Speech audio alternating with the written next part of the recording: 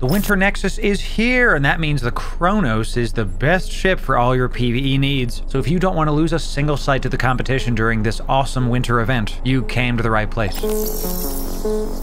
Ladies and gentlemen, welcome in. Loru here, digital advertiser, content creator, and even enjoyer for the better part of 10 years now, and the Kronos is pretty, ain't she? Now, this guide is going to go over the Kronos specifically, but you can take a lot of the tips and tricks in this video and apply it to any Marauder, so don't think that you only have to fly a Kronos to watch this vid. You're going to need all those tips and tricks to win the DPS races. And let's talk about that first. In order to win the Winter Nexus combat sites, you have to do two things really well. You need to be able to out DPS all of your opponents. Any Marauder can do that in spades. You also need to be able to get the loot that drops from the battleship at the end before any kind of ninja looting happens. The Winter Nexus sites are very similar to the Crimson Harvest sites in that the lion's share of the loot actually comes out of the battleship at the end. Get the battleship to spawn by killing all these little ships that come in first. Once that battleship comes in, take it out and get the loot. So now that you understand why, let's talk about how. Now, the total cost of this fit is going to be just under 4 billion ISK. Marauders are nothing cheap, but you really do get what you pay for with this. Let's start off on the highs here. You're going to be running 4 polarized neutron blaster cannons. And yes, this is a polarized fit. Those that don't know, if you're running polarized guns, you do higher damage, but you lose all resistances in the tank slot. More on that later. We're going to be running 2 tractor beam Tech 2s. These are to really ensure that nobody scoops up our wrecks whenever we kill the battleship. And a Bastion module to round out the highs. A Bastion module is required if you're running Marauders and is really the entire point of the ship. The mids are where stuff starts to get interesting. We're going to be running a single grappler. A grappler is a better stasis webifier that can only be used on battleships or above. They do have limited range comparatively to the webifiers, that said. So this grappler can only go out to 11k, whereas the web we normally use goes out to like 14. With that said, the grappler has a unique effect. The closer that ship is to you, the stronger the grappler becomes. A lot of the frigates that the Winter Nexus sites have get right up on top of you, so this is going to let you lock them down, slow them down, and then take them out. Next, we are going to be running a big boy tracking computer. You're going to run this with a tracking speed script to get a solid 35% to your tracking speed. Don't sleep on tracking speed. It's a necessary thing if you're running any kind of blaster fit. A single large cap battery, and this is to do 2 things. First, it's going to increase the amount of capacitor you have, giving you more buffer so you can use your active heals. More on that later. And the second thing going on here is the cap batteries actually stop you from getting neuted so fast. Now, neuting or energy neutralizing is when a mob or a player takes away your capacitor instead of your health. This cap battery slows that process down. The mobs nude you a lot. This is a requirement. Next, we got a single micro warp drive, and this is a big one. You don't need the micro warp drive a lot, but when you do, it's critical. We're going to talk about that when we do our in-space navigation tips. Now, you're going to notice also a large micro jump drive. We employ the micro jump drive on a lot of our Marauders, but it's especially important for the Winter Nexus. A very common strategy to try to take the battleship away from you or someone else is right before the battleship spawns, someone will blip away with their micro jump drive. Now the battleship might spawn on them instead of you. Running a micro jump drive takes that strategy and makes it null and void if somebody uses it against you. I don't typically use that strategy myself. It's there as a defensive measure instead of an offensive measure. This can also help you to get away from gankers, but more on that later. Now, the lows are going to all be about damage and or active tank. We've got 2 of the big boy tank armor reps here. This is the Centus C-type. Because you're in a polarized fit, you have no resists. So running 2 of these is a requirement. Don't lose your Marauder because you forgot to bring an extra heal. Now, we are going to be running 4 DPS increases in the lows. These are your magnetic field stabilizers and a single tracking enhancer. Now, if I simulate this fit, you're going to notice that we get 10.69 nice tracking speed. If you're noticing you're missing a bunch of mobs and you just can't seem to hit those pesky frigates, take out one of the damage mods and put in another tracking mod in the lows instead. If you do this, your tracking speed goes from 10.69 up to 11.3. Not a massive increase, but could be enough for you to start getting that good application. Remember, you're not doing any damage if you're not hitting stuff. Now, in the rigs, we are going to have a single Trimark armor pump. Since we're running a polarized fit, you're not going to get any kind of resist focus rigs. We have instead increased the maximum HP we have, give us more of a buffer. I found without this rig, I was super nervous, came close to dying a couple times. This rig alone increases your health from 11k to 13.5. Get you out of the danger zone. We are going to run a single hybrid locus coordinator 2 as well. This increases something very important, and that is your optimal range. Blasters do not have the best optimal range out there. Whenever you see optimal range, you want to read hit chance. If something is within the fall off range, you can hit them. If something is inside the optimal range, not only can you hit them, but you have a really good chance to crit them. This is one of the ways you're going going to out DPS the other Marauders on site. So make sure you're running this rig right here. Now, the drones are tertiary when it comes to the Kronos. We are running Vespa 2s as our main kill squad, and that's going to give us just shy of 150 DPS. Like I said, not very much. We also have a squad of Hornet 2s, just in case we need some extra tracking speed. Light drones have faster tracking speed than medium drones. We do have 5 Hornet EC 300 drones, that said. These are important. This is your anti-gank measure. We'll talk more about that in just a moment. And then finally, we have 2 salvage drone 2s. Salvaging is also going to be tertiary when you're on the site. Now, the cargo is super important to understand. You have an expensive ship, and you need to make sure you plan for all the eventualities. Let's talk ammo for just a sec. You're going to bring 3 ammo types with you. Null is for far away. Void is for up close and the most damage. Antimatter is for medium and has the best tracking. Trying to draw a target here is hard. That's just going to have to do. Typically, what I'm going to do is I'm going to have Void in 2 of my guns and Antimatter in another 2 guns. This way I can make sure if there's a group of frigates, I can put this group on them. And if there's a bigger ship that does a bunch of crap, I'm going to put these Void ammos on them. When the battleship spawns, I'm going to take all my guns and put Void ammo inside of them, making sure we do the most DPS we can. With Void ammo and all of our guns, we're doing 4,100 DPS. And overheated, we go up to 4,700. Ugh, nobody's going to out DPS you. With the antimatter ammo in 2 of these guns, you're going to do 3,700 DPS. But again, look at the difference of tracking. Antimatter gets 14, Void gets 11. And just to show you null with my current skills, you're going to see the DPS goes down quite a bit, but the fall off range is 47 km away. Choosing the correct ammo is basically the entire battle on site. So if you pick the right ones, you'll do just fine. Nanite repair paste is something that's very important for you. You're going to be overheating your modules if there's any kind of competition. You're also going to be overheating your heals if you're in a bad spot. This damages your modules and you can't keep this on forever. If you're in space and unable to dock back up, you can use nanite repair paste to repair your overheated modules. This is huge and has saved my life many times. Don't leave home without it. One of the most important things you're going to bring is the MTU. Now, we use the big MTU, that's mobile tractor unit. We're using a Magpie because it brings in the wrecks faster, 50% faster than the base MTU. Now, that may not sound like a lot to you, but ninja looting is a big thing. And if an MTU grabs a wreck, nobody else can tractor beam it. It's going to be really difficult to loot the thing if it's getting pulled at 1,500 towards a box. This is in addition to the tractor beams you have. With the Magpie plus your 2 tractor beams, you can make sure to suck up all of your wrecks and keep them out of those grubby rat hands. Only person getting cheese is me, you dig? Next, we got the consumables. This is the part where people start skipping forward. Those that do might just die. These 2 here, the agency hard shells, these are for keeping you alive. The Frentics booster makes it so it's easier to hit things with your blasters. And the standard exile booster is your oh crap button. If the gankers come, you're going to pop this one right here. This is a bit of a high risk one as it has a chance for a negative side effect. I wouldn't waste this one just on doing the site. Agency hard shells give you a percentage increase in your armor reps every cycle. If you're having a hard time with any of the damage on these sites, pop some of these consumables and you'll be right as rain. Now, the rest of the stuff down here is our travel fit. You're not going to be going from point A to point B with polarized guns on. We're going to show you how to find the Winter Nexus sites in just a sec. This is the typical travel fit for the Kronos. Now, we've taken out a bunch of modules in the lows and the highs and put them into the Kronos' cargo hold. You obviously got to bring them with you. And you're going to fit this when you're going from A to B. The inertia stabilizer is going to help your align time go down to below 6 seconds. This is going to help you get to warp faster when you're going from gate to gate. You're also going to run a single cloaking device. This plus the micro warp drive you have is going to let you do the cloak micro warp drive trick. The low align time plus the cloak plus the micro warp drive trick makes it so you're nearly uncatchable when you're going from gate to gate. And because you have the micro jump drive, if there's something happening on gate, you can blip away, cloak up, and reevaluate what the heck's going on. But taking off the polarized blasters gives us our tank back, again giving us those precious seconds. Use this fit when you're going to wherever the Winter Nexus sites are, dock up, refit, and then get to work.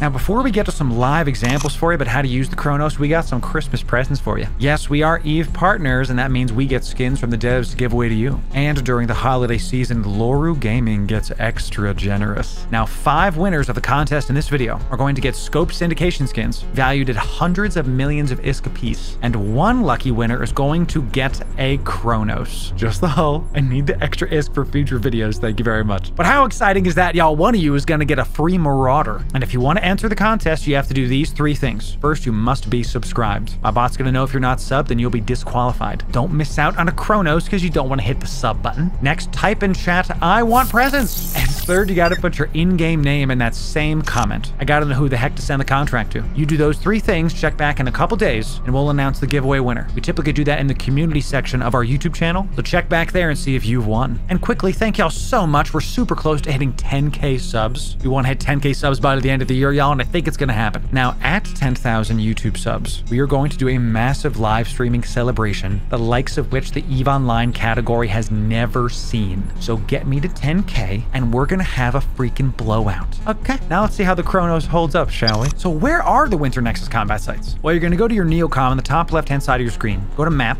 You're going to go to this gear in the top left corner. You're going to scroll down to Geography and Statistics. Open that guy up. Head to Metaliminal Storms and left-click. Now, we're filming this a couple days before the actual Winter Nexus event. You're going to see these bubbles all over New Eden once Winter Nexus pops. The Winter Nexus sites, combat hacking, all that stuff, only spawn in sites that have these Metaliminal Storms in them. So use this to find your stuff, navigate to it with your travel fit, and get to work. Now let's give some live examples. So all the Winter Nexus sites are going to have White Storm in their name. You can see it in the probe scanner here. When you warp to a site, you're going to warp to an acceleration gate first. That's this thing here. That means that gankers have to hit the acceleration gate before they actually get to the site. You're going to set your D scan, that's your directional scanner right here. You're going to set it to 1 AU and 360-degree angles. This means you're going to know what ships are coming in on the acceleration gate before they land on you. You can determine if there's a ganking party or not. Typically, a ganking party is going to be a bunch of destroyers, a bunch of cruisers, maybe even a bunch of battle cruisers. If you see a lot of ships, more than 2, time to bug out. If you see another Marauder or a Praxis or a single battleship here, be on your toes, but don't freak out. You're going to get scrammed and nuded by the mobs the moment you enter the site. Now, as far as kill priority, I actually don't think the mobs that newt you are that important. I go after the ones that are DPSing you hard first. These are your cruisers, your battle cruisers, anything bigger than a frigate size. Basically, I save the frigates for last. You're going to see the moment we enter a site, you drop your MTU, we activate our Bastion module, and we get one of our heals ticking real quick. I typically don't use the second heal unless we're really in trouble. You want to make sure your tracking speed mid is also on. The amount of times I didn't have my tracking speed mid on when I was doing this, y'all, last time, don't be like me. And once you take out enough of the mobs, the battleship is going to spawn. Now, if we're alone like this right here, I just had the antimatter and the void ammo on, but as you can see, the thing hits like a truck. The moment we see the battleship drop, we immediately start ticking both of our heals. With both active heals on, we can tank it very easily and get that wreck. Once you finish killing a battleship, you now have to navigate to the next spot and do all your various loot things. Scoop up your MTU, all that. So while you're doing all that stuff, throw your salvage drones out and let them salvage the wrecks. Don't stay there and salvage all the wrecks, it's not worth that much. But while you're sitting there navigating anyway, you might as well make some free ISK. Now, you want to make sure when you call out your drones on these sites that you're paying attention. The drones are going to die super fast. They were dying so fast, you're actually seeing we were testing a remote shield booster to try to make sure if we were calling out drones against the frigates, we could heal them back up. Spoilers, this wasn't really worth it, and that's why I did make it to the final fit. Now, you're going to end up getting a crap ton of loot from this that's going to be worth a lot. Last year, we actually got a faction warp scram out of HiSec, valued at 150 million ISK at the time. Again, this was in HiSec. So make sure if your cargo hold is over 100 million ISK, you go back to a station, drop off your stuff, and then get back into the combat site routine. Don't be that guy that fills up their Kronos' cargo hold with hundreds of millions of ISK, just waiting to be a pinata for the other gankers coming out. Now, we've got a ton of Winter Nexus guides coming out for you. The playlist for that is right here. Bookmark the playlist and come back to it so you can see all the value that we're going to be putting out. We are streaming EVE Vanguard very soon. Make sure you RSVP to that with just one click. Thanks again, everybody, for getting us close to 10K subs, and we'll see you again soon.